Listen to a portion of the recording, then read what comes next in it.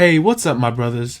This is Enemy Stand User and welcome to this week's review for Jujutsu Kaisen Chapter 179, Sendai Colony Part 6. And what a flurry of emotions I have for this week's chapter. On one hand, this chapter was very crazy, very awesome, very insane. And on the other hand, I am kind of disappointed that we did not get to see a three-way domain expansion, and more on that as we go. But Gege really does, he still does a good job at explaining the power system in such a short amount of time. And this chapter is a big example of how the sort of system in JJK affects battles and the rules that go into fights. And I would say Jujutsu Kaisen probably has my second favorite power system behind the Nen system in Hunter x Hunter due to its application into the story and the rules and everything that goes into it. So it's really cool to see it, but really let's dive into this awesome chapter of JJK. Starting things off, all the fighters are in this high point. They're releasing their own respective domain barriers on top of one another, and in this moment it's going to the climax of the battle with Ryu, Uro, and Yuta pulling out their very own unique domain expansions, at least the barrier aspect. And the chapter goes on to explain that when domains collide, their respective must-hit techniques will cancel one another out.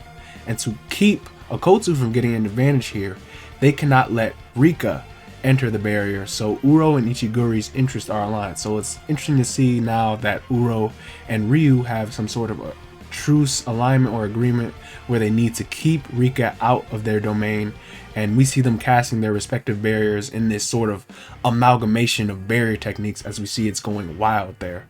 This Rika has been thrown far away from the battle, and there wasn't enough time for her to catch up and intervene. However, because of the instructions given to her by the real Orimoto Rika, she can't allow Yuta to be trapped in a domain by himself and needs to protect him. So this new Rika decides to get serious and surpass its own cursed energy levels and output levels like it did in JJK 0 in Geto's final battle, opening its one eye. However, in this moment, while all of this craziness is going on and taking place, Kuro Urushi is back, and he manages to slip into everyone's barrier while keeping Rika busy outside with a strengthened swarm of roaches. And now Kuro is back from the dead now due to a process of asexual reproduction called parthenogenesis, which was mentioned in chapter 174. But when the parent died, the cursed energy of the entirety of Japan's sphere was transferred to the body of Kuro's children. So even if the player Kurorushi died, the cursed spirit continues to live on through its children. So just like an actual roach, Kuro is very hard to kill and very hard to put down for good.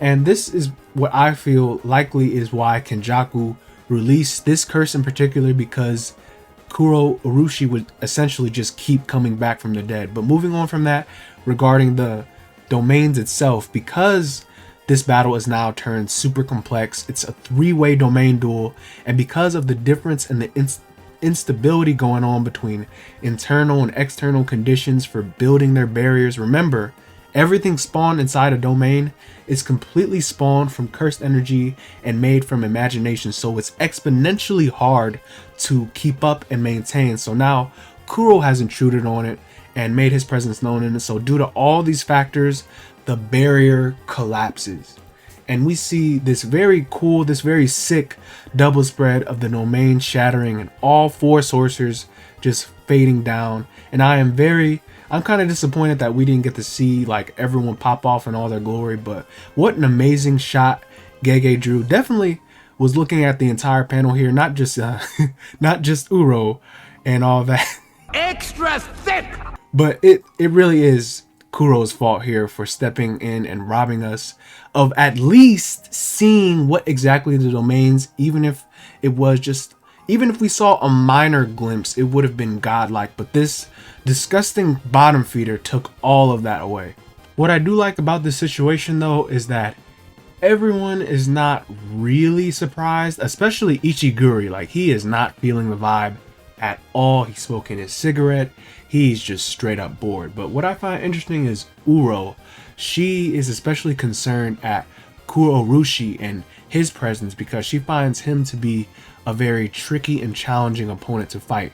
So she turns her attention to him, and now Yuta jumps on that opportunity, slamming her into the ground. And now, because everyone tried releasing a barrier, their own innate curse techniques were starting to act up and not working properly. They were hard to use. And you know why I knew that, despite the manga actually telling us? I don't know, I must be like a fiend or something, but when I realized this before even reading the words, but Uro now is fully naked, like nothing is covering her up. Her curse technique is acting up, it's not covering up all of her goods. So Gege very much is wild for that, and for that little detail. But just straight up on demon time, I myself might be on demon time and Yuta is on demon time. But for real, now that Uro is in this unstable state, Kuro Urushi uses Fester Life Blade on her arm, causing it to explode off of her body in a violent thrash of roaches. And now Rika, the Curse Rika, grabs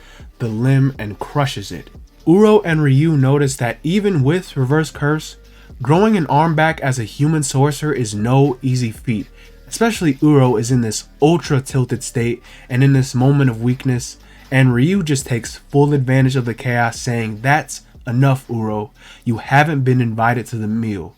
Ryu's technique is now revealed as cursed energy release as he attacks Uro and Kurushi in a decisive blow, using Granita Blast, taking them both out instantly. The chapter stated Ishiguri is the only sorcerer who has the same attack output whether he's using a curse technique or not. So this condition really took Uro and Kurushi by surprise, as Uro is just out cold at the moment and Kurushi is heavily hit, he's heavily injured, trying to pick himself back up, but Yuta steps in and puts him back down instantly, blowing his head off. Now finally, with the two fighters out of the picture, Ryu and Yuta can now have a proper battle, as the table is now set in Ryu's words, and now Yuta's curse technique isn't fully recovered yet. So the chapter ends with Yuta saying, "Let's go, Rika," and the end note stating, "Come, let dessert change the palette of life." So this was a very interesting chapter. The fight was extremely good despite not really peaking out with domain expansions and that sort of domain war, but I still feel that it was kicked into high gear, and I don't think Uro or Kuro Urushi are really down for the count or fully dead, because the Kagane didn't come out and address the point system or the point change. And I feel that we need more info from Uro about the past and the Fujiwara, so it makes sense to keep her alive for the sake of the story and to just for us to get more info on that. I feel she's a bit more important as a character in that way. And it does make sense in the fight that everyone is kind of out of it after a domain attempt, but Gege was super consistent with how well the power system flows and how the rules with barriers and curse techniques are put into effect. And I honestly forgot that after big moves like barrier techniques are cast, cursed energy manipulation is overall harder for sorcerers. Regarding Ryu though, I cannot wait to see just how this fight will go down. Ryu is a very one-track mind, very crackhead, crazy sorcerer, kind of like Hakari or Todo in that way, so I do not see him at all really going down easy, but he seems like he would just sort of die trying to experience the ultimate joy, the ultimate battle, the ultimate dessert. And in the next issue is definitely going to be something of a 1v1 and to some capacity based on the preview we got from chapter 180, but Ryu should be super exciting to see in a scuffle between Yuta and Rika now that Yuta is limited in some way, and it's going to be cool seeing what Rika will give him now that she surpassed her limits a little bit, and how long this fight will drag out and how long this form will be for Yuta now that it's only for 5 minutes with Rika fully manifested. But our boy Yuta will surely he's going to pop off to some capacity and just flex his power even when there's a handicap.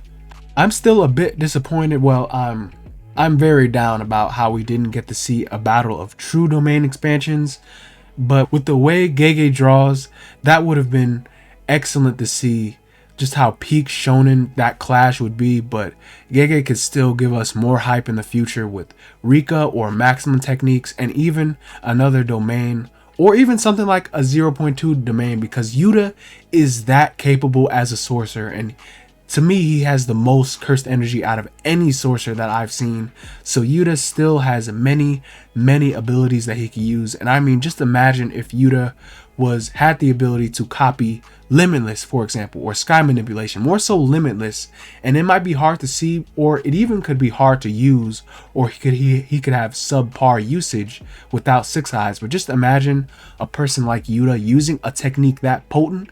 Gege could really do a lot with Yuta, and I really look forward to seeing just how this battle plays out. That's it though, guys, for this chapter. This was like a mix of emotions. Let me know what you guys think about it. F that boy Kurushi. I really hope someone finds a way to kill that cockroach. I don't know, maybe they could find some raid or something, I don't know. But all in all, this was still a really decent chapter. It just was not what I was personally expecting, but it was still really good. And Uro was a plus as well.